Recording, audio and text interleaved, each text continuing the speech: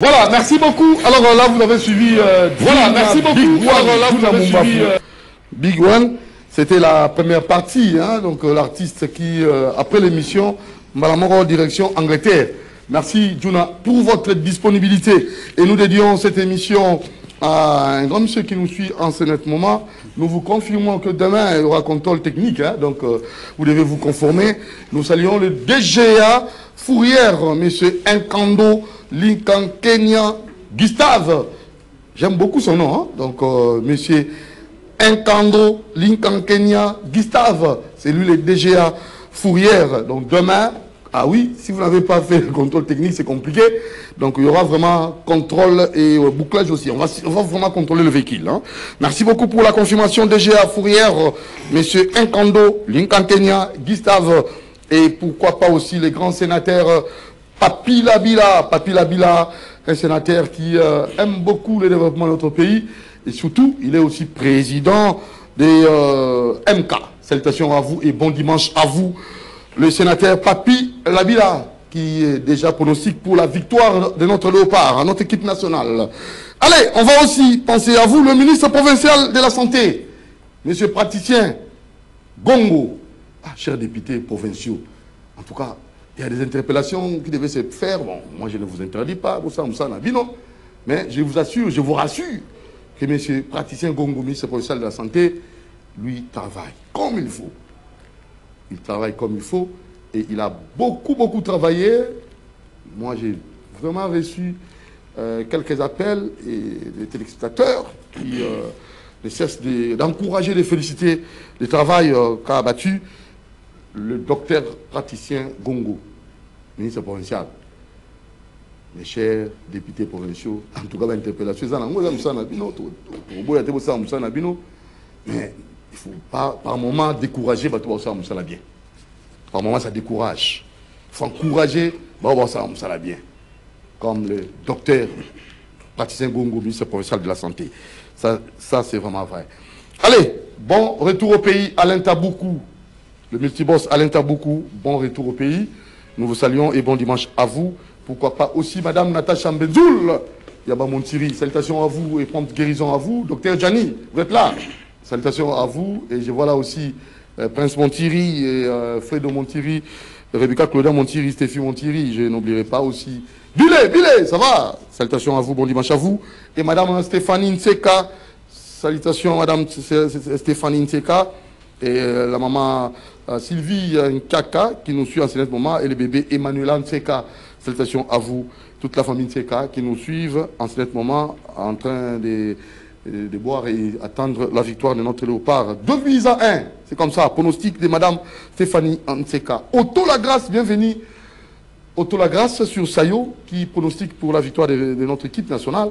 Ça c'est très bien. Otto Lagrasse, pièce de rechange. Il y a qualité. Moi, j'ai essayé. C'est un gars qui toque. Merci beaucoup, Otto Lagrasse. Bienvenue pour le travail que vous faites. Et du côté de Brazza, nous saluons sur l'incident Florent Tiba, M. Michou Kwamolanjam, Berfred Madzou. Salutations à vous, M. Kouba et M. Trésor Bemba, le président de tous les échangeurs Bichingobila. Bon dimanche à vous, Nakatia Boa, Madame Divine Ntemo. Bon dimanche à vous. Et pourquoi pas aussi OPJ, Christine Awondo. Madame Christine Awondo. Nous recevons pour vous. Il est d'abord ici, punition. Il est le président, le coordonnateur Banaba Martyr. Le président de l'immeuble présidentiel. Dans la bague, dans l'immeuble présidentiel, le président de l'immeuble présidentiel, Nabi Okito, le fils du fait général Ngandou Kissasi. Le président Aïe de l'ANATC, le chef coutumier, le chef coutumier, beaucoup de Nabi Okito, que nous recevons pour vous. Bonjour Nabi Okito, président de l'immeuble présidentiel. Bonjour, en tout cas, et belé pour Nabino. Avec lui, Sankourou. Il faut développer côté dans Sankourou. Sankourou, vous avez calme pour Bolanda, la proposition. Il faut vivre mon retour. Proposition dans Sankourou, gardez votre souffle. Et nous recevons pour vous, il est le chancelier des nations. Il est le politique international. Il est aussi opérateur culturel. international, producteur, régi au ministère de la Culture. Et lui, c'est bel et bien Choms Production. Bonjour Choms Production. Oui, bonjour Doudou. Vous êtes mon ami, on peut avoir des accrochages. Non, c'est pas quoi, ça passe. Mais il faut un jour qu'on met les rings pour qu'on se batte d'abord. Oh, ring culturel. Oui, ring culturel. Se battre culturellement. Oui, je viens d'organiser le 8 novembre 2025 une grande soirée honorifique. C'était devant les conteneurs. Devant la foire internationale de Kinshasa. En face. En face. En face de la foire internationale de Kinshasa. Oui. Une grande cérémonie a eu lieu le 8, c'est ça. Si vous me permettez d'abord, ça passe, pour que j'explique très bien.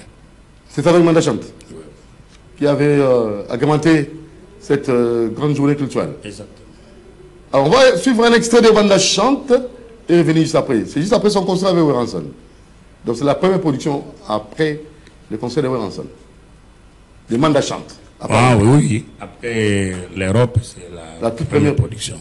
Si on peut reculer, parce qu'il ne faut pas être jaloux avec Mabangananga, parce que c'est ça l'art d'honorer le producteur. Si Moro Nzambé, il peut recommencer. Merci beaucoup. Ok, Choms Production. Moi je connais Sankourou, on en parlera avec vous deux, ou je parlais de Sankourou seul, avec lui-même. Parce que là, moi je crois que vous êtes venu avec d'autres invités derrière là, qu'on n'a pas présenté. Hein. Oui, on a d'abord présenté Kibandanvila Nyokamubi. Nyokamubi. Voilà. Kibandanvila. Mote Papa Nabiso. Koko Manunga. Ah, le micro. Oh là. Koko Manunga Kungi Grégoire. Ah bon? Oui, comme vous avez dit. Manunga Kungi Grégoire. Manunga Kungi Grégoire. Manunga Kungi Grégoire. Voilà. Grégoire, aux chanteurs, aux fondateurs, aux leaders. Nazali, président fondateur, il y a mouvement, il y a groupe Nabino, il y a Kimbananzi la Nyogamobi. En même temps, Nazali, accompagnateur, chanteur, ranger. Choms. Après ça là. Alors, le problème c'est quoi? Est-ce que vous savez, moi j'appelle mon qui a voté le Choms pour ça, bon, pas mal de chant. Moi, tu devais venir, hein? Moi, je alors, ça, le moi rappelle là. Nyoka Kimbananzi la Gisalugo, na Momboga, Yemoto, Zalago, Ida Momboga. Dalagi Pimbwema, Tusukiwana, Pouek. Kitoko, vous avez monté dans mon secrétaire à Zawana? Bonjour, secrétaire, puis c'est le micro. Moupé. Bonjour, oui. Bonisek. Ça va? Vous allez bien? Naza bien. Vous payez quand Kimbananzi? Naza secrétaire à Kimbananzi. Chanteur en même temps. T'es Nabina. Danseur. Danseur. On a eu un baillot au Bina. Mais si vous tant que vous libérez Choms, même devant, parce que dossier à mener les alliés, dossier à développement, il y a Sankourou. L'autre fois, le chef coutumier, Nkoyi, qui était Chouankoy, Azakole là, la ville, Bissika Lumumba Lobaka. Lumumba des gens vivants Lobakini. La ville là. À Poeta, quand un endroit que ici, ça sera la plus belle ville africaine. C'est quelle ville? C'était où? Portoville City. Portoville City. Oui, même Papa Wemba Boaka, on a un kala. Donc Portoville City, il faut on a 100 euros entre la rivière Lumami. Et rive droite, c'est le Maniema. Ouais. Rive gauche, c'est le Sankourou. En montant avec la rivière Sankourou, c'est province Lumami. Et en montant encore, c'est le Katanga. Très bien. En descendant, c'est province de Kisangani. Et Lumami se jette au fleuve Congo à Kisangani, juste 28 km de Kisangani. On appelle cet endroit Elila. Elila Kisangani. C'est navigable depuis Kinshasa jusqu'à Katopa. Là où il y a l'uranium, c'est cet endroit, à Katopa. Il y a l'uranium, il y a le cobalt, il y a le cuivre, il y a tout ce qui est dans le Katanga non exploité, s'il vous plaît. Et cet endroit aussi, il y a exploitation de diamants industriels à Katopa. toujours.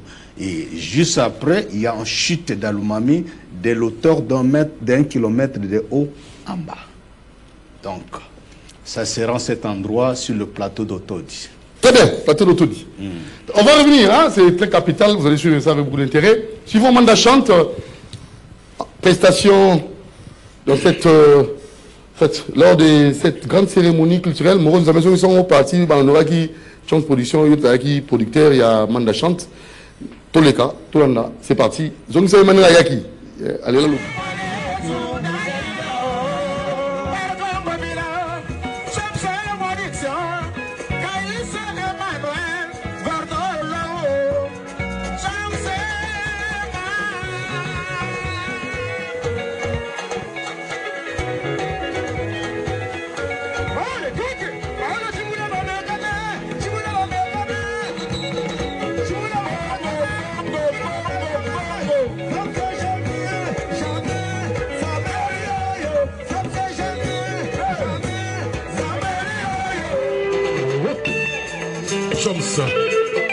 Production.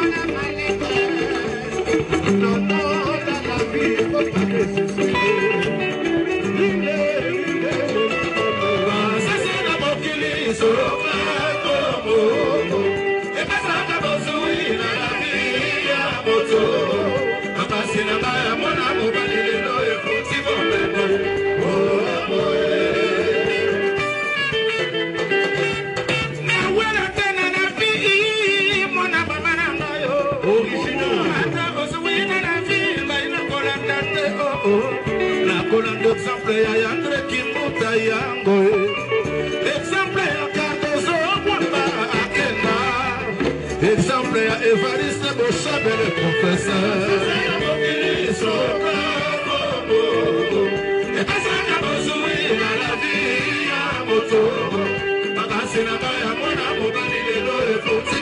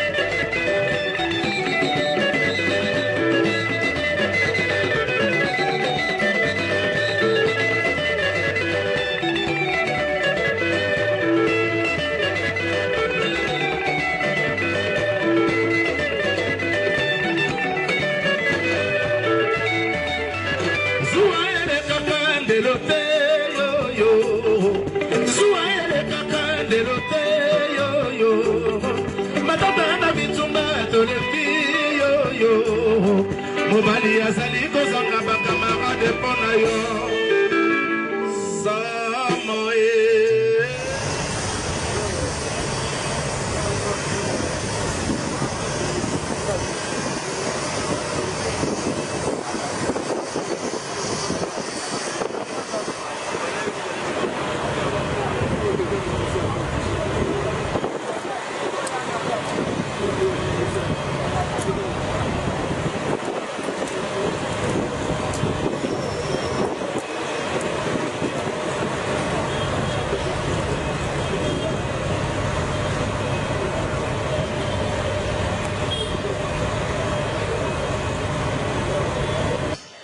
C'est l'amour patriotique que j'ai fait ça officiellement, parce que même les autorités de ce pays, lorsque vous signez un document, vous ne voulez pas respecter. Et la population congolaise, c'est un lien précaire qui a été donné par l'État même. Nous devons respecter ce que vous avez signé, et la population qui sont à côté, il doit savoir ces conteneurs-là, c'est jusqu'à la fin de ma vie. Parce que je suis partenaire à l'État, ça doit se retrouver au lieu précaire. Je prends le peuple congolais à témoin. Si tous ces quartiers qui se trouvent l'école GSG, on a voulu sauter mon conteneur. Dieu merci et les autorités, je vous remercie. Ciao production. Ah, c'est mais oui, ça c'est... pas possible ça. Nous avons créé des emplois. Ouais. Nous sommes là pour créer des emplois. Je suis allé à la Côte d'Ivoire, l'Afrique du Sud, Brazzaville, ouais, partout, 14 provinces, 17 villes, on crée des emplois. Cela veut dire la République démocratique du Congo. C'est quoi? C'est un salon des hommes de coiffure? Oui, c'est un salon de coiffure, c'est Divine. Et pour mes deux enfants, Senel et Divine. Et dépôt Mère Rêvée Business. Oui. Mère Rêvée Business. Oui, oui, exactement. Il faut dire à maman que c'est moi qui devais modérer. Hein? Mais oui, c'est tout à fait. Non, il fallait modérer l'événement là. Non, non, tu avais des empêchements, il faut comprendre. Ce qui est important, nous avons créé des emplois, c'est pour promouvoir d'abord les artistes dans le secteur de coiffure. Ouais. Vous comprenez, moi je suis Transproduction, producteur national, on a créé des emplois. Demain, je quitte la ville et province de Kinshasa pour me rendre à la République camerounaise. J'arrive vers 12 h au Cameroun. Et ça sera terrible. Je ferai 43 jours à l'hôtel. Si vous voyez des hommes comme nous, lorsqu'on quitte des pays, on fait des 40 ou des 60 jours, comme j'ai fait à la Côte d'Ivoire. J'ai apporté de l'argent à Côte d'Ivoire, comme je dois apporter au Cameroun. Lorsque vous restez à l'hôtel, vous générez des recettes dans ces pays-là. Il faut comprendre, nous devons être soutenus toujours par les fonds de promotion culturelle, parce que je prends les drapeaux. Tu as vu l'équipe, notre équipe, elle est allée jouer au Cameroun. Nous avons gagné. C'est de la même manière. Aujourd'hui, avec l'équipe nigérienne. Oui, félicitations. Déjà, votre notre équipe. Je pense que moi, je prends l'étendard du pays sur le plan culturel. Et je vous informe, vous voyez le vieux qu'il a fait plus de 50 ans dans métier. Si Dieu est avec nous, parce que Dieu sera avec nous, je dois les amener en Belgique, en France et à Genève. Je demande ton Dieu que tu pries, qu'il soit vrai Dieu Doudou, pour qu'il puisse concrétiser la parole qu'ils sont en train de parler. Bon. Parce que de mon retour, j'ai fait un événement le 14 février, le 8 mars 2026. Je pars en Europe, je rentre pour faire les 4 jours, 65 ans de l'indépendance de notre pays. Je vous remercie, Doudou. Je vous laisse avec la paix. Nous avons eu des temps avec vous dans les bons et dans les mal. Et je vous quitte 43 jours, restez d'abord à paix. Et soignez les invités comme il faut, ils doivent venir après moi parce que 43 jours, je ne serai plus avec vous. Je prends vol demain. 40 jours 43. 43 jours vous partez au Cameroun? Au Cameroun. Pour 43 jours? Oui, je rentre ici le 1er janvier 2026. Avec madame? Non, madame va rester pour soutenir les enfants. Les enfants? Moi, je pars seul parce que je dois discuter au Cameroun sur les thèmes, la célébration de la richesse et la variété des cultures à travers les continents. Des pays, des ambassadeurs, je dois les inviter. Chaque pays va monter sa culture. C'est pour cela que j'avais testé 5 communes, 5 bourgmestres. Malheureusement, 4 bourgmestres n'ont pas compris la quintessence du événement du 8 novembre 2025.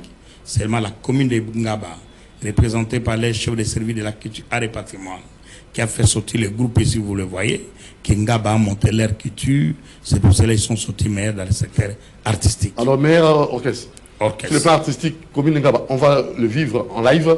Papa, Coco. Oui. Kita, Kita. Nalingo Kita. Yo chom sociality. Ya Kita pena ya.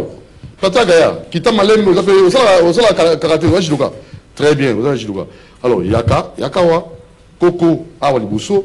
Secrétaire, yo binaka, Robina. Kita kana ba festo. Kita.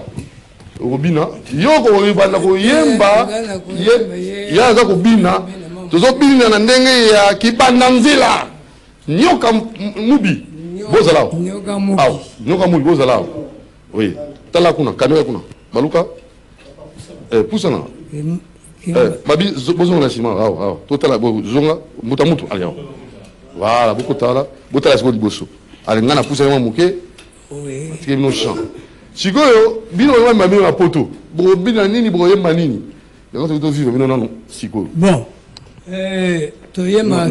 nalingi nzembo ezalaka soki ozobeta ngo na se na banzete na face africaine nzembo oyo eningisaka bato mpenza mpona banzembo wana nyata yango sikoyo baconfirme bino bobimi meilleur na ndenge nini ngai nayeba yango sikoyo toleka nabimi meilleur musicien ya lelo te ya kala basérie ya kala depuis ntango ya pauvre mikanza moto akala depuis pauvre mikanza nabimisa Zaïre moderne ya Zaïre na moderne ya Congo Brazzaville meilleur soki ngai te loba bien loba c'est que la vérité de ça soki ngai te mbele Zaïre elingi kopola baza kotia beta 5 minutes ya chanson na 5 minutes wana ezalaki wapi na palais du peuple sikoyo biyondo organisa Brazzaville non pauvre mikanza Mobiem. Voilà qui déjà il y a théâtre national. OK. Dans la Tangwana mokili ezalaki yo tala ya yo yepa tala ya ye. Mais ce que ya bato ndenge papa oyo nzambe atindi ye mbelelo nazana bino boyete. Donc yemba asali kena mona. Mabe de wa yende lelo asali. C'est bien. Koko Manunga, leader. Allez, lakisa ki leader nalo. Nyoka kimbanda zile gisalo wena mamboka yimuto zola. Yema bakasi eh? Daragi pimbwe mawo. Anedolo mengolo yena lo legisina gisalo kimishigi manunga kendo. Anedolo kola bali gushe na mbilo gyonena. Bon. Merci.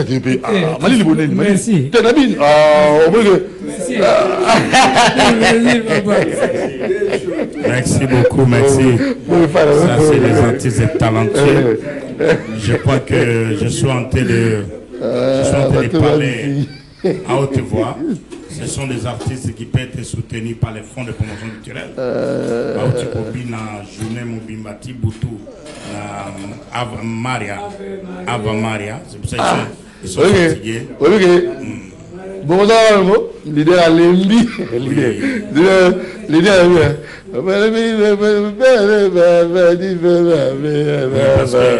papa, pétez le micro, s'il vous plaît. Pétez le micro, Chops. Pétez le micro. Pétez le micro. Chops, s'il vous plaît. Pétez le conseil. Pétez le micro. Pétez le conseil. L'idée. Vous voyez que le chose de la TV, vous habitez dans l'hôtel là. Nangonga, où est le pécio passage? Na kenena juna na Angola. Juna zo bela malaria. Un conseil bandit, juna zo beta ba. On va chita beta kana. Zo bi zo baluka zo bamba mama belé. Na malaria. Ana olenga na chambre. Mais tant spectacle bandit à côté d'esprit. L'âge aussi, âge, je vous comprends. Non, mais question de âge. Mais il est pas l'idée. Nous avons on a séparé les bandits. On a travaillé mingi lelo. D'abord, on a outé studio, on a eu na matanga. Mais ton bon émission là yo, on est pas musicien, tout ça instrument, tout ça l'émission moi propre ndengona. To vivre pe o musique a bien musique a solo des aou yango eboti ba musique mususu amen amen na yango très bien allez bo ba mbote na nani to siki sana bino ngai na pesi na mbote penza papa zwa telama zwa mbote grâce pour na nzambe oyo atindi yo soki batu bamona kingai pamba soki lelo na monani boye o misinga na kati ya mai esila wana te tambusa ngai bozungi na biso na Congo ngai na kulokuto bayanzi bambunda bapende bango nyonso tu na bakongo pote na lakisa nazali social luku na zwi yo pe yo moto social ozwi ngai foto lakisa nano Congo na bafolklorique elingi kosalema ndenge nini nasengi na président Beton na mama na ministre na maman premier ministre ya culture boza nano papa oyo na ye moko akukate menzambe oyo atindi ye epa na bino akukuka bolongola folklorique ya Congo na soni pona nini ba moderne bazokende bongo folklore efalissima zela na mbalo oyo nganake ça so akapela mzee mwana ça akapela nanga ngomingi ça so akapela nyoka jimbanda sileki saluko na mumbuga yemoto zala kuyida mumbuga dala kipimbwe mao anedulu mengolo yena lolo kisina kisalo kimisiki manunge kenda anedulu kola bali gushe na mbilo gyunena webi gushen elakisi ni wakabolo boto na lingala na ludi boye nyoka oh na français bo bengi bino moko bato ya campus serpent mais na biso na bambala ezali loko ebanda biso kala na kati ya libota bankoko na biso babeta bambunda bankoko na biso bazalaki bayembi bankoko na biso bazalaki guitariste ngande deuxième mais bo bamosusu bazalaki kobeta bambunda bamosusu bazalaki kobeta puite bamosusu babetili kembe oyo balingo mosusu bakongo bazobeta yango wana ngana tango na salaki orchestre Grammy Stendu kukende kubeta la musique Roger Papa Lundala Albert yende moto apesaki kumbo wana ya kimbanda nzila nyoka mobi atuna ikise motuna ndenge yotuni angana na ibisiye awa na de base oyo ezali famille bankoko ya kala babeta bambunda babeta bayemba. Très bien, merci beaucoup. Amen. Allez, secrétaire, pesa numéro de téléphone pour la batoine, ba bengi sabino na ba matanga, na ba feti, ba bengi sa kibananzila, ba obenga le numéro ni. Numéro de téléphone. Beaucoup plus numéro ezalakaye président. Ah, le président pesa numéro na. 081 oui. 77 15 224. Bandela 81 77 15 224. Très bien. Merci beaucoup, Kibananzila. Chon solution. Prenez le merci. Oui. Vraiment, Tata Nzambe, Asim Tatou Oyo, amema folklorique ya bandundu te mais ya Congo na bisika nyonso wana nzambe akolakisa ye. Très bien. Très bien. Alors, pour finir, merci beaucoup. C'est que moi je dois pointer l'accent. Nous avons une institution qui est le Fonds de promotion culturelle. Le Fonds de promotion culturelle, dans son rôle, a le devoir, l'obligation de soutenir les artistes. Quand bien même nous sommes des producteurs reconnus à l'État congolais, je ferai de mon mieux parce que moi je suis un homme de parole. Quand je dis A, le A là restera A. Demain, Doudou, je te dis déjà au revoir. Bye bye, bon voyage. C'est important, tu dois m'accompagner, tu es mon ami. Qu'on soit à l'aéroport ensemble, qu'on en discute. Si la culture qui est le socle du développement d'une nation, la culture est le fondement du développement d'une nation. Courage, hein? Je vous remercie. Très bien, merci beaucoup. Mais ton police est Cameroun. Oui, je pars avec victoire, comme j'ai cartonné à la Côte d'Ivoire. Ouais. Maintenant, Cameroun, KO. Ça sera terrible. Niger appelle le KO. Je rentre après 43 jours. Très bien. Allez, bon voyage. Merci. Et on va du côté de la régie pour suivre le troisième élément de Choms. Et juste après, on va continuer avec. Bon artiste. Je te souhaite bonne chance pour la province de Sankourou. Hein. Voilà. Sankourou. Je crois que c'est la province d'un leader qui a dit, il a demandé l'indépendance de notre pays. Le leader qui a été assassiné par les Belges. C'est pour cela que je dois retourner en Belgique pour voir les pays que nos leaders, il a été soutenu, malgré qu'il a été assassiné. Très bien. Félicitations, courage. Merci. Voilà. Allez, je demanderai ceci à M. Chance. Oui, en même temps. Étant que vous qui êtes producteur de musiciens, oui. De la culture. De la culture. Et la rubrique musique, ça fait partie de la culture. Et aussi. vous êtes avec les musiciens. Oui. Et à tous nos musiciens du Sankourou, du Maniema, de parler sur la nouvelle ville du Sankourou qui s'appelle Potovel City. Il peut chanter même. Et puis, Papa Mba à Boakangona Kala, Payebaka, à Potoville. Il y a aussi Kataokombe. Oui, oui. Il y a Kataokombe na Maniema, il y a Kataokombe na Sankourou, il y a Shenge au Maniema, il y a Shenge au Sankourou, il y a Omana, Omano aussi au Sankourou. Donc il y a tout. Donc il y a Inyamba Wadi au Sankourou, il y a Inyamba Wadi dans le Maniema, c'est le même peuple. Même forte, Dieu qui te donne la voix et la chance de raconter des leaders de Batetela ou des leaders de Sankourou qui ouvrent leur cœur la main pour que leur ville soit construite. Merci. Comme d'autres villes est bien construite. Je vous remercie. Merci. Alors, faisons un tour du côté de la régie. On va revenir après. Choms. Production.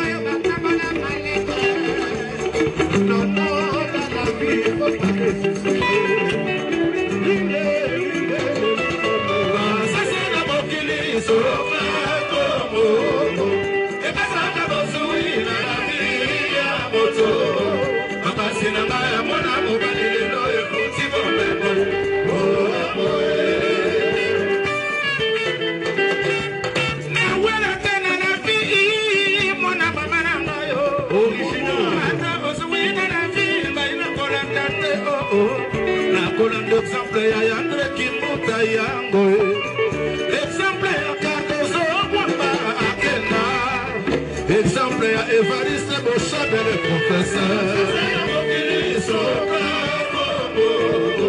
Et pas ça, la vie, à moto.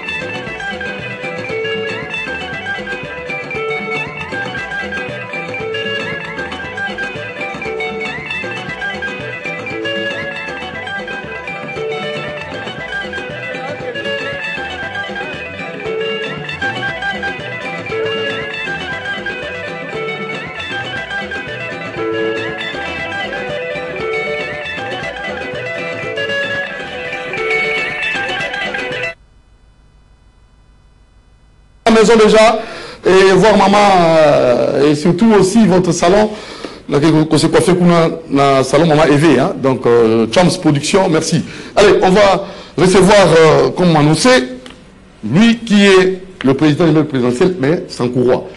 Il est aussi le fils du fait général Nandou Sassé. Walobi Sankouroua mo ezarandeni.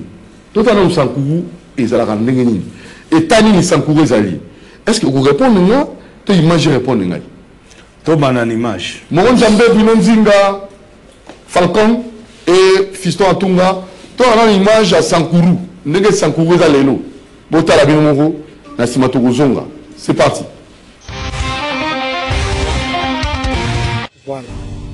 Nyendo huende la. Pola ngo che, we polola ne. Profondeur que tu on est, le wenga lo tulalo, tondo tadimbo aswachi. Vone challenge. Laka nyuzite langa nyenya la nikola ka grand modeste ala kumalangu ayena cha tundulangu lutule na nyungu nikola ka papa mama Lusinjeka avec papa Cosmo Chung. Et vous allez voir encore Charles Seleng mama di Komo nungu la mayena nyu maputu ya we manju la mimbeta langu ça pose encore un problème. Vous allez me lire, on a l'autre Otondo Tadim, on a Chumba Construction, Kimoa Shimalen.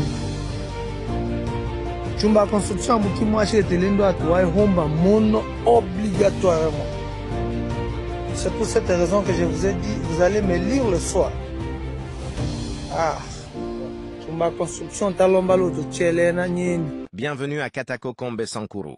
Le territoire avec beaucoup de développement que d'autres de la province. Bienvenue à Katako Kombe Sankourou, le territoire de le héros national Patrice. Emery Lumumba, là où on trouve des maisons à chaume, on dirait toute une savane. Soyez toujours les bienvenus à Katako Kombe Sankourou, mon territoire, là où on trouve les yeux de la province. Mais pour le cas du développement, on dirait l'anus de la province. Ah, même Petrus Njo s'inquiète de ça, mon petit Sam.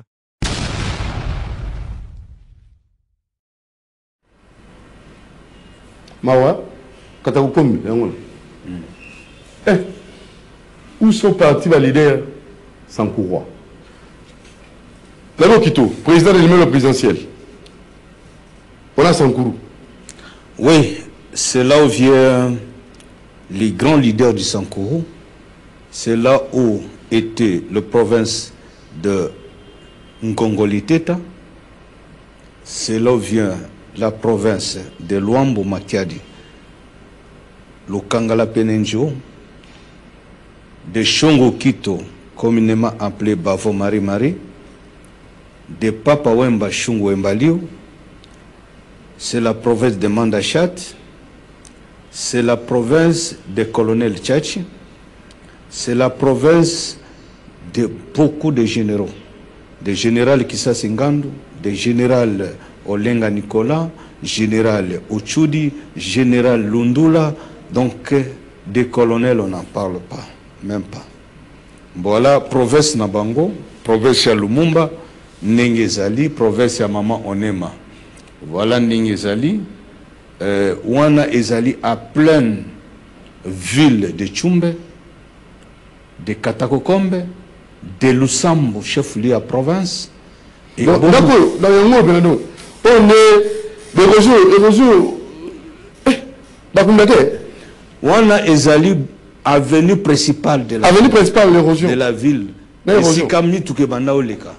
mais tala siko nezali mitre le ndenge Katakokombe parce que réellement il y a des autorités au Sankuru. Alors yango na ye awa avec moi stratégie on a nango inspiration pour tout biso to na monde d'inspiration. Oui, quelle est l'idée? Proposition? L'idée est que comment relier les 145 territoires dans 6 mois. Comment relier les 145 territoires dans 6 mois? Dans 6 mois, même par terre abattue. Je crois que Bruno tu appelles nous lister ça, l'état de Sola, pas mon sans courant où elle va. Comment relier 145 territoires? Comment relier tous en stratégie aux Zambie aspiringa? Comment relier les 145 territoires dans 6 mois? Ouais. Stratégie on a, toi nango, toi le belango na TVT pour que Banguna va profiter comme ils ont d'habitude. Donc dans la stratégie à relier 145 territoires. 145 territoires dans 6 mois. Surtout qu'il y a une exploration, voilà Sankuru comment les ponts où les gens n'ayent aucun de grande rivière au Sankuru. Voilà chez Lumumba comment les gens traversent. Singala Simbi pour Akoyate. Pour Akoyate, pour Bakatissa. Voilà les Sankuru. Voilà les provinces de Lumumba. Et Okoye Sangana Mboga Nabiso, Tokozala Beni lo Lengenini, province de Lumumba boy. Batuba souleva drapeau ya Mboko le grand joueur Lukaku. Oya Belgique. Voilà la province à Papa Naï. Lukaku. Oui. Dans la province. Neza.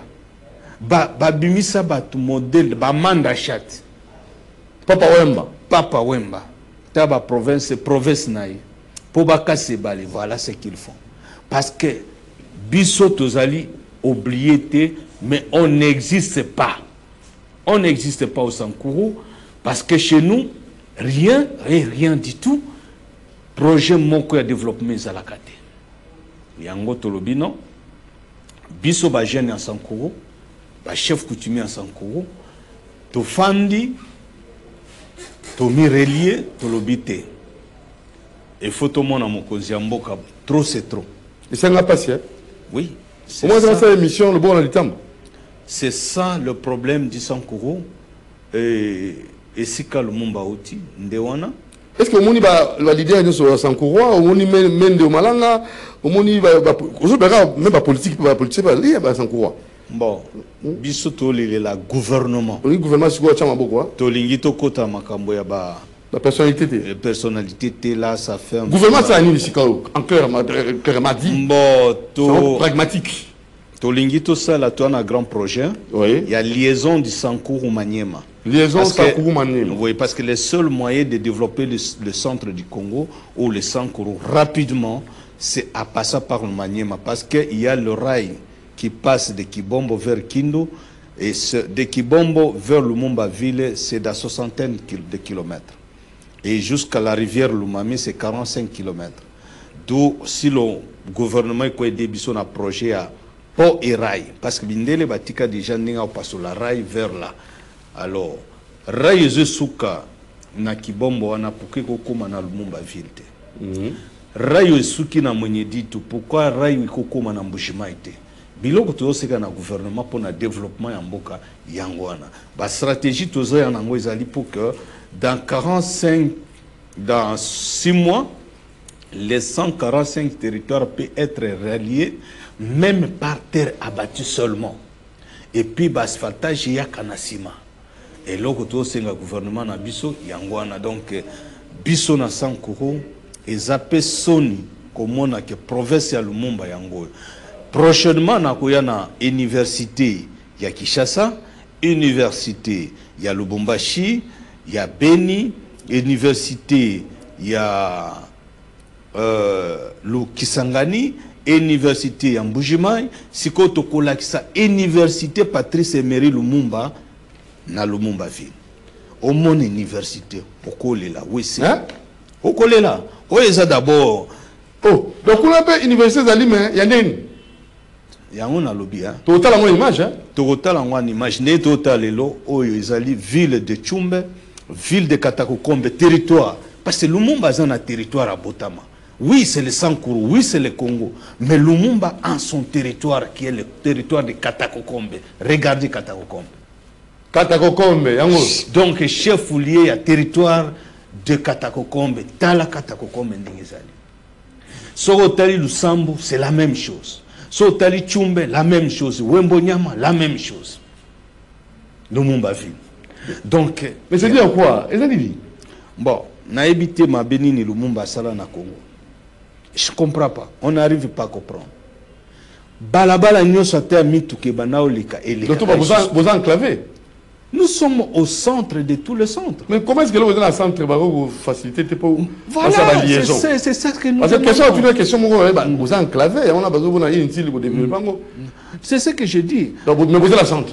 Nous sommes au centre. Or, sur le plan de développement dans le pays nyonso, ba salisaka mingi battu à centre. Pour ça la liaison. Bango bazana chance à aucun na ba pays voisin.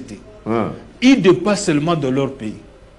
Alors, il faut qu'il y ait des trains, il faut qu'il y ait des routes asphaltées, des grands aéroports pour que Batouana ait besoin de développement. C'est ça ce que nous demandons auprès de notre gouvernement. Parce que je ne veux pas aller dans les débats individuels, voilà. Non, je ne veux pas de ça. Nos grands frères, ils ont fait leur temps, ils ont fait ce qu'ils ont fait. Je n'ai rien à les condamner. Parce que ce sont leurs familles qui le font. Amener à l'école, ils étudiaient, ce sont leurs familles qui ont payé les frais académiques ou Minerval ou autres. Mais, devoir, devoir et un gouvernement congolais. Parce que de dépendre d'un gouvernement congolais, provincial, et l'okomoko salimate, voilà, sort Nabiso na Sankuru Yangwan. Donc, il y a un gouvernement Nabiso.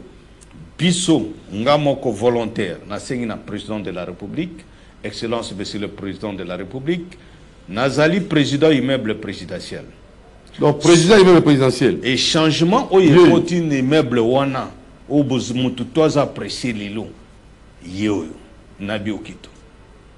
Ngamutu na memi sous le haut patron, sur la leadership, je m'excuse, sur la leadership du secrétaire général au plan du président de la République. Au plan du président de la République, M. Jean-Jacques Loboya. Voilà comment immeuble sur boulevard et commune dengue commuana nalinga qui n'a pas moi le savoir-faire auto yekola na bamboka bapaya isikato kila. Voilà comment l'immeuble est attiré maintenant de vertir sa belle robe. Et de la même façon, le savoir-faire na volonté na oyebi que non tous na budgété tous na organisation interne na biso ndeto commission immeuble wana ndingwana tous na budget à mon côté. Il y a trésor public pour financer rien. Et ça li ka biso moko syndic organisation interne ndeto commission immeuble wana ndingi mais ce qui tous financement et budget et cause ndeni to commission immeuble wana ndeni. Donc quand on n'a rien, on fait ce qu'on a fait à l'immeuble présidentiel comme ça. Et si l'on a le moyen, on fera plus. Donc c'est ça, Tosengi Kenon, Nassan Kourou, Monsieur le Président, Excellence Monsieur le Président de la République, Biso Tozaba n'a pas grand leader, Tozan a tenté, Yako Kendi Sous n'a pas mboka papaya. Tolingisi Koto Tonga mboka na biso. Lokolo Zamo na mboka na biso, Biso Bana Bureau National du Sankourou.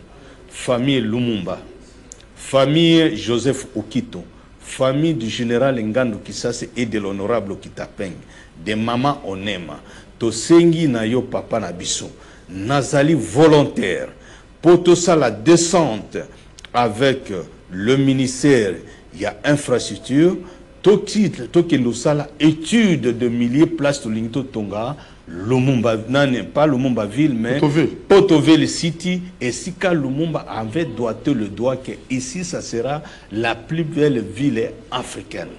Alors, Tokotonga ville en Ndengenin. Ce n'est habité ce qui m'a dit Jambo à cette ville en proposition à ville, maquette. Maquette, il y a proposition à ville du centre. Ville et Tongama, Sika Lumumba doigta le doigt.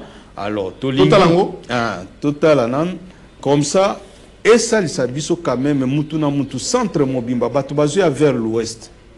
Mais l'est, centre du Congo, est sorti à la vide. Tout qui la banane. Kinshasa est commis Moulungue. Parce que tu as commis plus de 20 millions d'habitants. Seulement Kinshasa. Makambaroué là-bas parcelle dans Kinshasa est commis un problème sérieux. Conflit parcellaire partout, gauche à droite. On a regardé. Kasik sans coroté. On a le Katakokombi par le Lumumba. Vous comprenez? Donc voilà les Sankoro. On va bien en boulevard du 30 juin. Mettez la boulevard du 30 juin. Alors, mon photo, la Villa Sika. Oh, parce que mon photo Villa Sika, c'est grave. Ma quête nous est très capitale. C'est Bokito. Moro Djambé. Moro Djambé, c'était d'intérêt capital. Ouais, donc il y a une proposition. Oui, il y a Malunga, parce que là. Proposition, il y a une nouvelle ville de Sankuru, Potoville City. Papa Wemba Kango à Potoville. Potoville, donc ils ont très capital. Ils ont vraiment très capital. Hein. Apparemment, Moron Djambé n'a pas ça. Ils ont, jusque-là, avec Zikoumoukan, je vois autre chose. C'est comme si, prototype, ni non opacité, la maquette opacité, l'image au Tindi. Il n'y a pas de maquette. Maquette. Ouais, maquette, c'est. Potoville et Potoville et Nango. Ou bien, moi, je t'envoie maquette rapidement. On a maquette la photo. On a déjà une image de Kala, Moron Djambé. Voilà comment nous souffrons au Sankoro. Donc, c'est ça. J'ai envoyé chez Moron Djambé. En tout cas, on voit chez Bruno Nzinga. Donc, Pototnini, proposition, il y a ville Potoville. Potoville City. À Potoville. Potoville. Juste, la proposition est là. Voilà. Donc, c'est possible. Alors, quel budget pour Rotongango? L'État va faire la proposition. Bon. Et c'est à combien pour Rotonga pour ville Potoville? Ville, ils en ont besoin au moins à plus de 3 milliards. 3 milliards? Oui. Mais voilà la question. Parce qu'on dit l'intelligence c'est de l'argent. Ok. Et tokozwa mbongwana ndengenini. Biso tokosenga na gouvernement na biso pour favoriser biso seulement na collégaliser société na biso oyo ekoza société ekotonga ville wana ya biso ba congolais d'abord pour na yebi ba paya bakoya ebele. Ba paya bakoya ebele na à Potoville City, Bakoya, mais biso gouvernement na biso et salisa biso, ndenge à explorer espace wana, ils ont un plateau il y a plus de 100 km² sans monter ou les descendre. Alors voilà au moins en Potoville, proposition à Liboso. Potoville City. Ah, Potoville City. Katakokombe Sankuru. Et si, ça c'est la proposition. Oh, maquette, bino va s'encourager proposer. Bah, biso moko ba sakurwa ba congolais ndi tout proposer et ça na nous brillons. Oh, ils a brillons. Il y a Potoville City. Oh, tozolinga tout. Donc place tout érosion wana et comment boy. Non, place érosion on a tezali un peu plus loin de l'endroit parce qu'ils a plateau il y a plus de 100 km² plateau d'Otodi. Okay. Alors c'est si Kalumumba doit t'attendre à ça les pieds vers le Maniema a commis à Talini ba fleur tout cela déjà jaune pembe pembe mauve c'est que Lumumba lobby et si Tokotonga la plus belle ville du Congo ici. OK. Et au milieu là c'est la rivière Lumami. Ah ouais.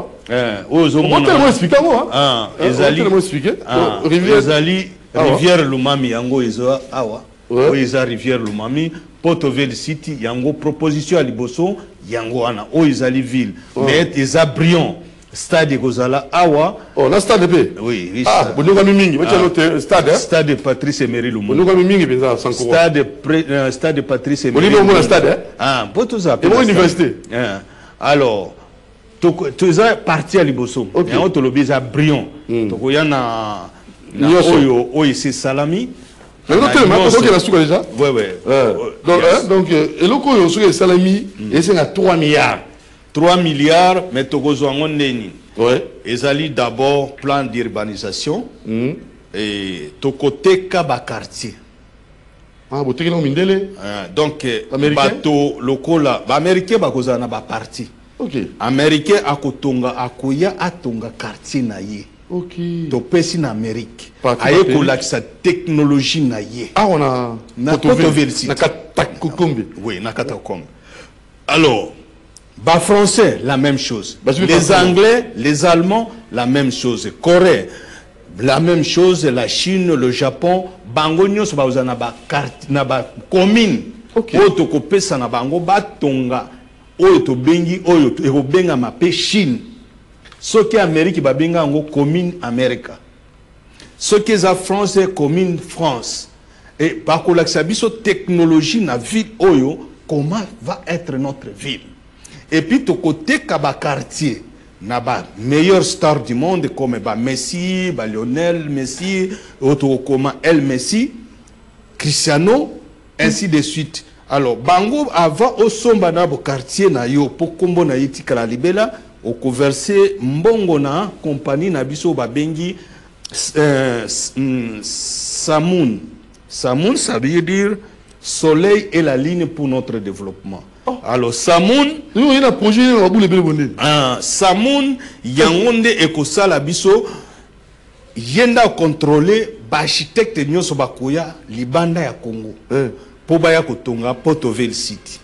Et c'est comme ça vous allez te retrouver que non mbongo ekokote belé kuta libanda. Bango moko bako développer. C'est na mboka moko te ba réfléchir boy. Bana monde na monde na mona boulot te. Et si on applique ça, on a le résultat. Donc on a le résultat, c'est question de la tête, c'est l'argent. Donc, c'est un pasteur on a proposé. Vous proposez tout. Parce que vous savez quoi? Beaucoup la vision nous a beaucoup monde entier d'abord environ. Le monde entier va avoir problème de délai, solution dans la RDC. Alors ce qui va star on va comprendre que pays solution les gens ont au point ici quand on a c'est le moment. Parce que guerre à Maïgoya, solution dans la RDC. Donc tout ça, nous allons accueillir, c'est le gouvernement et qu'on soit même plus de 10 milliards pour la Potoville City. Et moi, on est au côté wapi na République démocratique. Mais allez proposer ça, non? Votre projet nous vous proposez na le Bimisambongo 3 milliards, bon je l'ai gagné beaucoup mais la conduire. Non, si le haut patronage du président de la République voilà Potoville City, oyo to présenter na bana maquette yango. Potoville City. Les 100 kuruto longa na be région auto talawa. Eza soni pour la province ya Lumumba. Eza reste mais réalité. Et puis tokotala comment prochainement ba université o batongela Lumumba na Moscou, ba université za na Congo, bongo total université à Patrice Emery Lumumba. Na Lumumba ville. Très bien. Comme ça, peut-être que ça, bon, pour nous ça, sans oublier makambo ya Chico Production, Zico Mukanga. Zico Mukanga. Koma Lupango. Koma Kolo Lupango. Et ça très nécessaire, biso awa. To fandi minga. To kende sene. Voilà. Alors, tout développer mboka na biso. Ba idée Zico Mukanga za na ngona. Ezali baide Ziko Mukanga pe azali membre ya bureau directeur ya Samoun. Okay. Donc Samoun Chiko Mukanga za membre na bureau directeur ko ya zana baide wana. Alors ba chef coutumier ya Bakana bayako monanga. Par leur secrétaire M. Serge ayakina ba chef coutumier belé ta que leur président bayako monanga. Ba bien. Pour un problème à Mumbondo. Alors, mais c'est Serge Bachef Coutumier Nyon c'est en Bakana. Au bail comme monanga. Moi, tout le bamakambo Nyon c'est la makambo Nyon c'est hospital sécurité na TVT pour les télévision. Très bien. Alors, tous na sola déjà na ba responsable à sécurité pour un problème il y a binokuna. Il y a biso nyonso pour ya binote, il y a biso kuna na tapa. Pour taper ça Kinshasa. Alors pour na soloana to solaki déjà na ba konjo batali makamba sécurité. Base la résultat ba konji basi batindi déjà batupé bazo tinda bato. Très bien. Donc belima izakuna. Donc to bosani binote. Et pour finir, pour finir na opesa mbote na bana nanga na Afrique du Sud. na pesi mbote pe na pasteur nanga François Toussoumba, sans oublier pasteur Emmanuel Dodi awana Kishasa isika na sambelaka yende pasteur nanga awana kin, sans oublier libota nanga famille Tassa partout Sikabali. Très bien. Tine na Wembonyama ya yo yangona, mama Tina ebeli ya yo wana yondo tikalimer na bisukuna, donc na Lumumba ville, donc tozo bunda pona to kitakuna. Ce qui chef de l'État a yambi biso, a pesi biso ba moyen toujours kitatu à explorer. Parce que parmi les provinces les plus riches du Congo, Sankuru est parmi les provinces actuellement dans la matière autodécouvrir dans Sankuru. Sankuru sort parmi les 3 provinces les plus riches du Congo. Ça veut dire les Katanga, l'Équateur, les Bas-Congo et les Sankuru. Donc, la matière isakuna, nous surtout dans le village Odumbe. Tout ce qui est dans les Katanga est là. Oh! Dans le village Katopa, ici, Katopa, port. Il y a Sankuru, les meilleurs ports, parce qu'ils sont navigables jusqu'à Kinshasa. Dans l'Umami. Et si il faut exploiter exploitation industrielle, il y a diamant, ils sont à 4 yama, il y a l'Umami. Alors, dans Sankuru, Pekaka, dans la rivière Lubefu, ils sont en exploitation, il y a diamant industriel. Ouf! Et dans Lusambo, dans la rivière Lusambo, ils ont une exploitation à diamant industriel. Tous en cuivre, tous en cobalt, tous en uranium, tous en mercure, tous en tout dans les Sankuru. Et c'est grave. Tous en il faut comme grave. Alors, Sankuru, ils ont mérité pour tous en matière Congo central et Pelimoto, donc, Boyebi Sango, ils sont en Congo central actuellement. Tout ce qui est dans les Katanga. Ils appellent le Congo central. Donc, pays béni. Alors, tu peux vivre dans Makambo, tu pays prophétique. Congolais. Alors, na sengi na bande konanga nyosa Sankuru. Écoute-moi bien. Lilo Basuka. Sankurois, Sankuroise. Biso tozabana na bino. Tozali 3 leaders oyo bazali bureau national du Sankuru. Lumumba, Okiton et Ngandu Kisase. Tolobi na bino boy. Et sika tout bozali. Ezana Congo, ezala l'extérieur na diaspora sika tout bozali. Tozala sima ya président de la République, tozala sima ya gouvernement nabiso. Bolanda bilanda landa te. Ya bandeko nabiso, oya pesi biso soni. On a banolinga trop fraki jong bolanda ite o nyoso bakena M23 kuna bolanda bangote eza soni pona nom de Lumumba. Je suis le jour tous ça là qui a Patrice Emery Lumumba na tika ko crier même bana Lumumba mais fraki jong na crier yo yebi ngamona Ngandu Kisasa na lobi Lumumba vivant fraki jongo tout le monde laisse mais oyo décevoir mtetela à Traïsakate. To sengi na yo Franck Djongo, je cite le nom. Tiens nous mon frère qui était dans le rang de M23. Merci beaucoup. Allez, bolanda bakonzi na biso biso bana ya Lumumba Okito et Ngandu Kisase bolanda nde biso.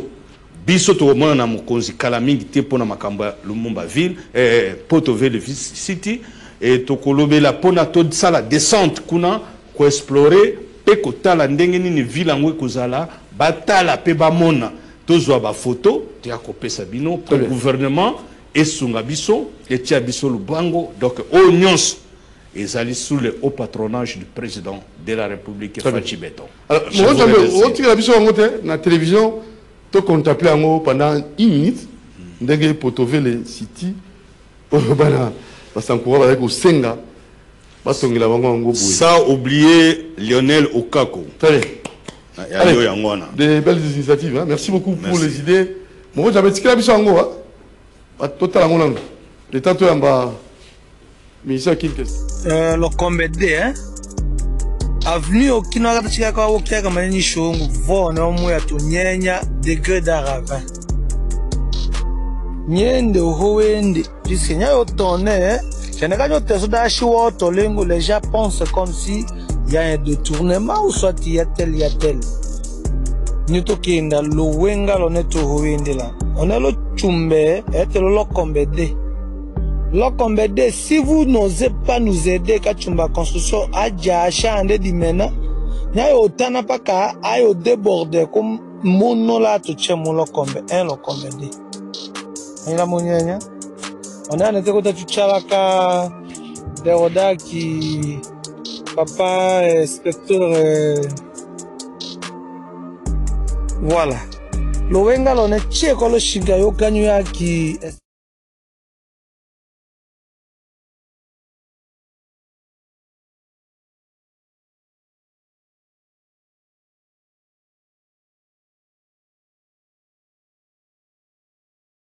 Radio Kito, coup de chapeau, na ba idée à boye, senti que moto est comme ça la kaka. Radio Kito moto est comme ça la kaka. Président immeuble présidentiel, ba conduire ba tali maquette, ba conduire ba kokishango, na ba idée pour pessiner au zombon aux amala mingi. Boke il bosso Sankuru et éléments. Alors, porte-parole. Non, vous arti, vous a Daniko, boni. Naku c'est ça. Naku, boni. Moi, émission Boni orchestre. Orchestre, c'est les apôtres de King, en tout cas, et secte vraiment, tout ça vraiment au grand complet. Ma postolo, il y a King Kester. Alors, quelle nouvelle au programme? Les programmes vraiment, il y a du moti, il y a vraiment pas maté, ceux qui cambrisate, Naku, c'est un rapamba, ceux qui cambrisate, il y a un san. Il faut n'avoir dans la Kishinga, Natala du moti. C'est-à-dire que mon programme est vraiment il y a beaucoup plus parce que y a un qui vraiment perd des cancers être cher vraiment il y a un peu chouchou azaki ex chouchou touba di boandi dans ce quartier latin il y a quartier latin chef ten maître koka fille en tout cas nous surtout à ça qui dans quartier latin bon et que nango inaperçu to couper ce kana nzambe cancer atika biso depuis le 10 octobre, maladie, une courte maladie, à Koufaki, à Pikaki crise, en tout cas, au choc le loti de l'année, Bomoni Boye, Nazo Tambola, Nazo Tambola, mais dans un choc qui m'a choqué parce que grand sœur, Oazaki est mal, il conduit quoi. Il est vraiment à Kenzambe, à Batele et ce Kakei, en tout cas, Tokundaki est le 1er novembre déjà, Naïbi que bateau, Bako, ko soutenir biso na matanga ko la biso 3 semaines to sali na matanga vraiment il y a du mouti parce qu'il y a du mouti azaki empêché mais asaki plaisir tellement na ndenge ya yobika musika ndenge azaki na ku sente en tout cas je suis de cœur avec vous yobo boyebi en tout cas merci tellement na CCTV Nyo surtout au bazaki de cœur na biso ba mako ba nini ba moro mu pelisi nzambe ba Bruno tellement azaki na Bélange. En tout cas, il y a un bagage qui est grand, c'est chose qui complet. À comment dire Koyemba? Peut-être que nous avons tout le président Nabiso Fatih Benton, ou monté ma maman Denise Vemawater.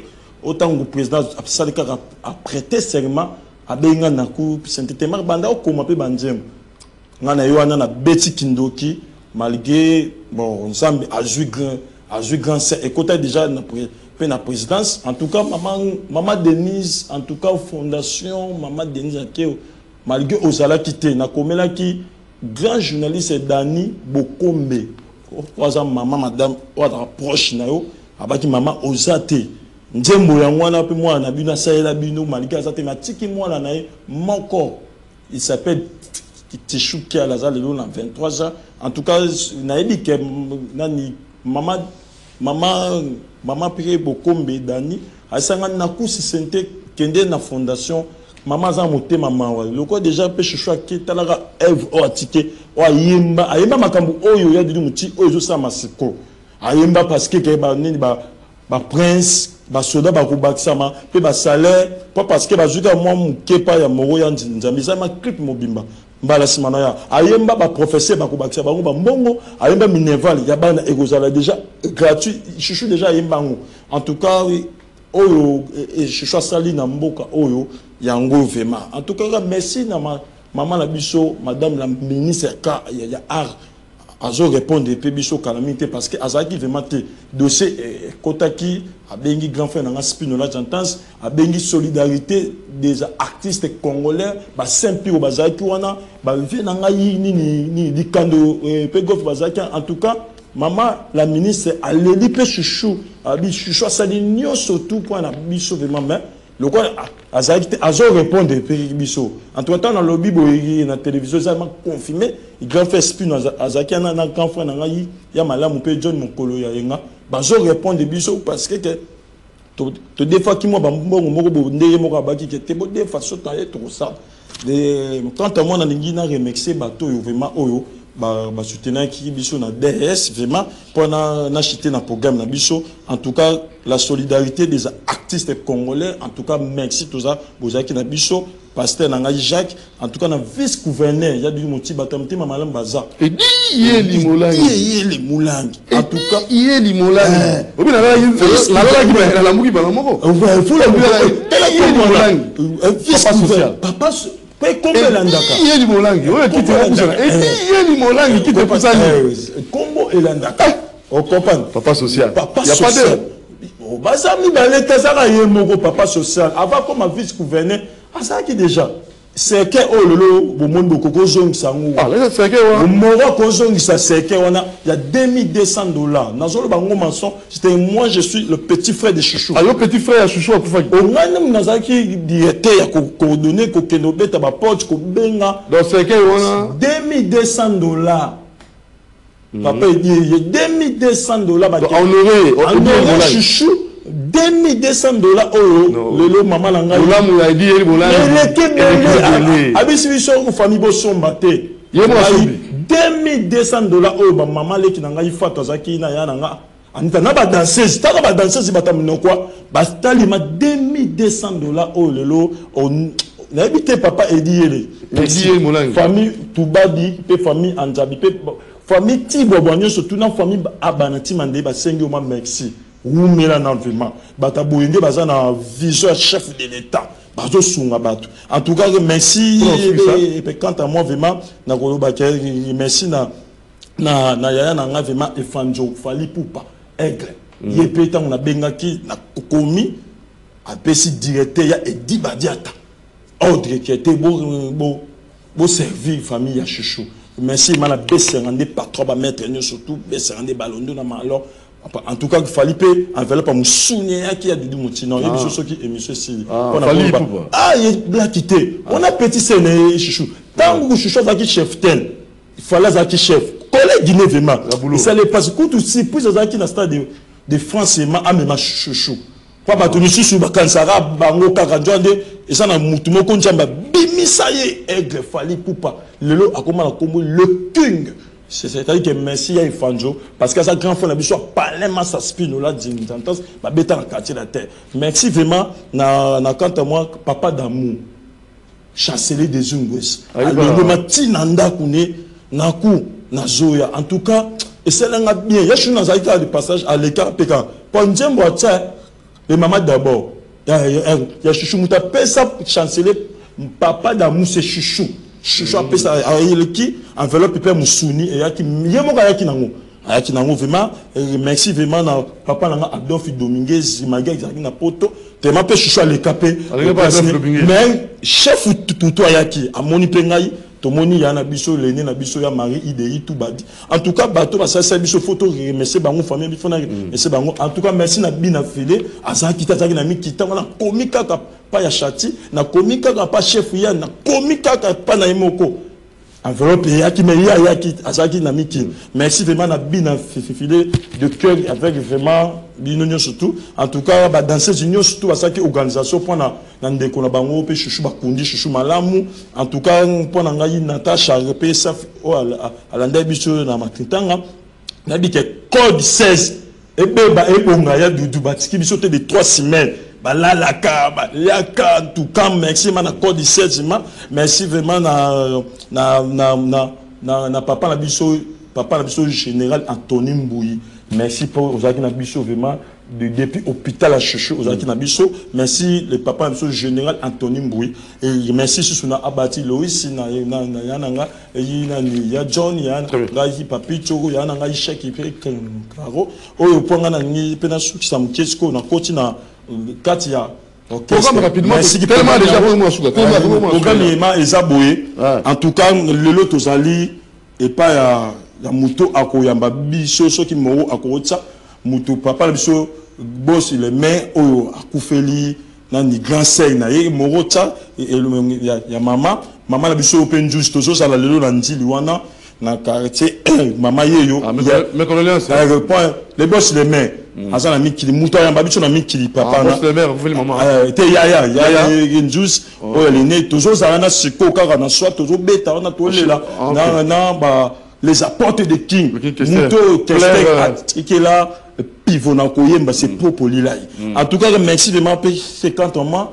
Les 29, il fallait déjà les lotos à la paix à Théa du Doébi. Il faut que Paris. Au Mora Yebi à Tchango. Il fallait tomber à lobby le 15. Mais, au preuve, Babylone, au Mora Yebi, qui administration. Mais, ma coproduction, au Ajosa, ma Kambounaye, na David production à Paris na Sele Maya en tout cas na manager na biso vient na biso Paulin Zengamam ya ngona affiche ya Paris bana ya Paris toujours le 29 et comme le 29 novembre le 15 moi ba yobikara moi ba mikanda mais c'est bon déjà ma coproduction en ça ma communauté surtout na producteur David toujours na Sele Maya parce que les managers toujours déjà les apports de King déjà salés dans les bords des gens. Merci vraiment.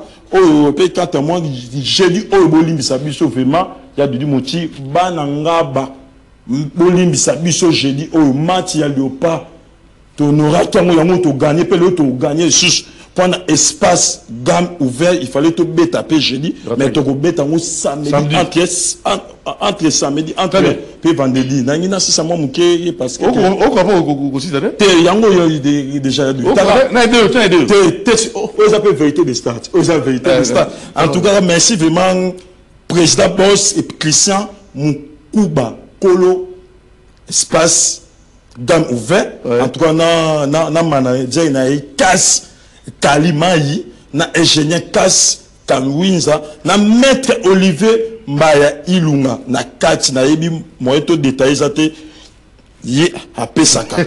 Beaucoup la galanga Freddy et Kofo. Ceux qui n'ont pas su, ça m'a dit programme, mais ça, mercredi, tous à la Rawana, na ma, chez Maman la Busso, José Tobé, mercredi, tous à la vendredi, papa, Bambila, pas nana, faut qu'on monte. Toujours honorable toujours nagi pona succès nanga pona ki bungalo fondation pe kadi kadiai moi simoka uti kolo eta ya di mutu tunanga ni fondation kadi kadiai abina non te yo bijou na lobi petro c'est quoi ça fondation kadi kadiai moi simoko kadi kadiai abi dimanche à roya po au monendenga ça là toujours bazu wapi nani kadi kadiai nani Canelo Gold. Ah, en tout cas, à tout à l'heure, Tembele, on dit dimanche. Tout le monde. Malgré toujours Kikende, mais si les apports de King, tout coûtana, tous les maman la biso njuzi ya papa la biso le boss le mène ami qui. Boss le mène, c'est comme là. En tout cas, monsieur qui peut aux ana et ça va bien. Merci beaucoup. On a dit moi Pembek qui Nathalie. Qui madame, merci. Beaucoup c'est. Et c'est ça. Moi bleu là. Oh, quoi, bizarrement pété, mais oh, bundaraga. Yo, oh, musique. Allez, rapidement, Macho l'éternel, c'est comment? C'est de démontrer l'éternalité. Oui, de mon au théâtre. Pour moi, tout le monde mais on a abondé la pour Namboka. Oui, rapidement. On a abondé la pour Namboka, mais avant d'abonder là. Nisus. Oui, ça l'est gratitude. Gratitude. Et ça, je